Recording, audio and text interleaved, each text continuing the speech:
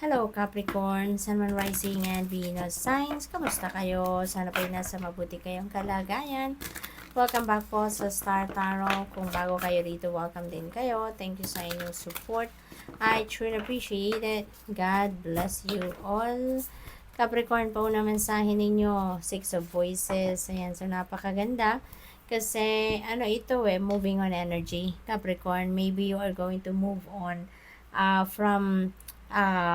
from your situation na very unhealthy na, hindi ka na masaya dito, hindi na maayos ang kalagayan ninyo dito, wala ka ng peace of mind dito, kaya you are going to decide to leave this situation, you are going to move on with your life.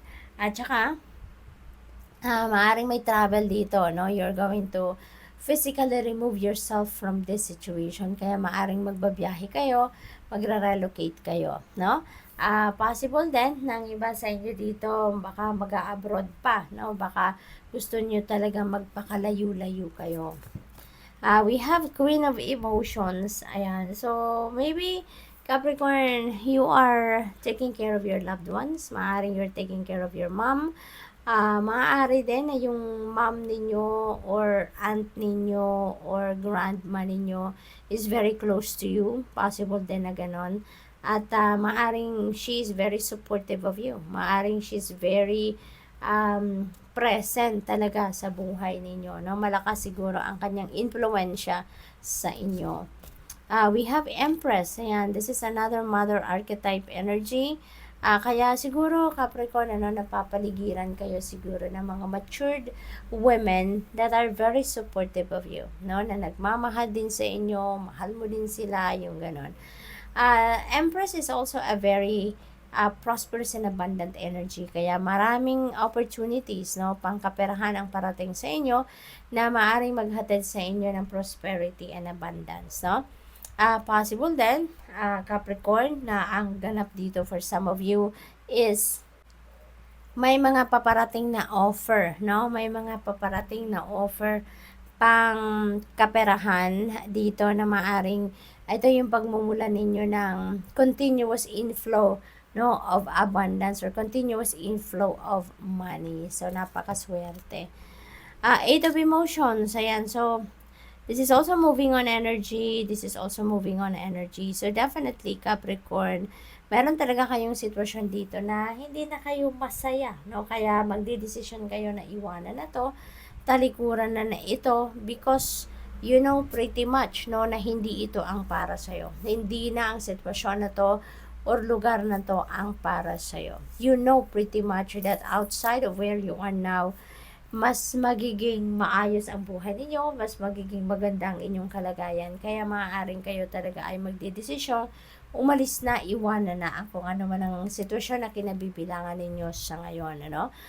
You're heading towards the light, you're heading towards happiness, you're heading towards fulfillment of your wishes. Kaya kung saan kayo papunta, for sure, ito yung maganda sitwasyon para sa inyo. Dito kayo magiging feeling fulfilled, dito kayo magiging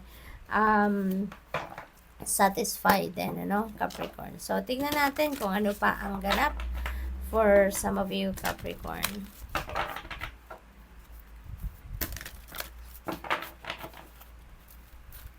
So, we have number 41, 7th chakra, Archangel Uriel. Ayan. So, there are downloads, no?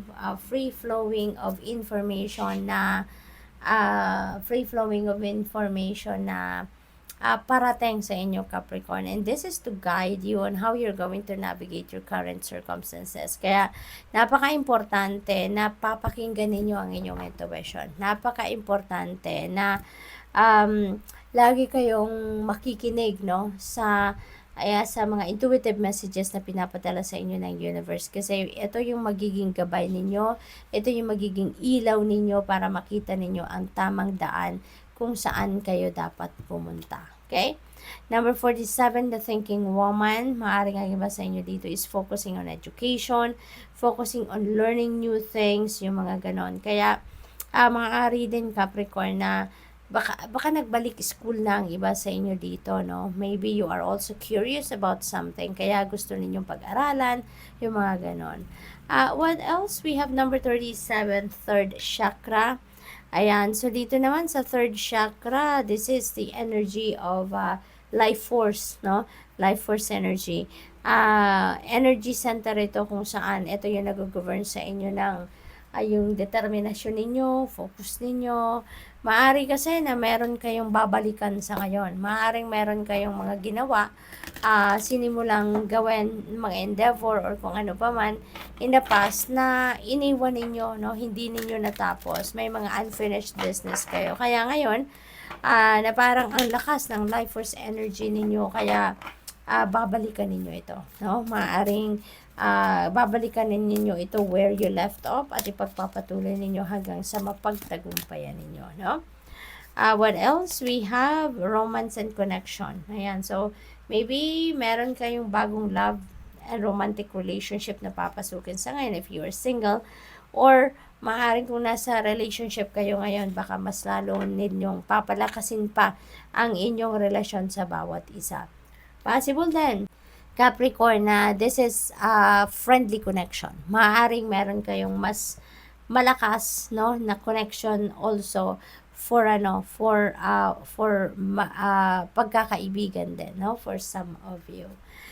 We have honesty and communication. Maaring ito yung susi or ito yung kumbaga main ingredient, no, Capricorn. Maaring ito yung main ingredient ng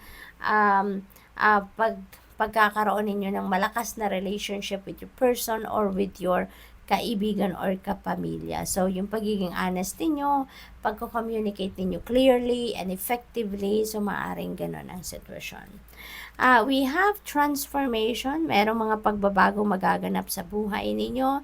Maaring merong mga maraming transition na magaganap dito, pangkaperahan, yung pag-move on ninyo sa buhay, you know, you're heading towards a different path sa buhay ninyo. Parang bibihisan ninyo ngayon ang buhay ninyo, magkakaroon kayo ng mga pagbabago, pag-i-improve ng inyong sitwasyon, mayroon kayong mga bagong sisimulang endeavor, no, yung ganon. And sa lahat ng ito, lahat ng galawang ito, lahat ng pagbabagong ito sa buhay ninyo, rest assured that you are divinely guided. Kaya dapat, no, importante na lagi kayong makikinig at susundin ninyo kung ano yung bulong ng iyong intuition so that you will be on the right track. Okay? So, good luck. Thank you for watching. Love and light. Namaste.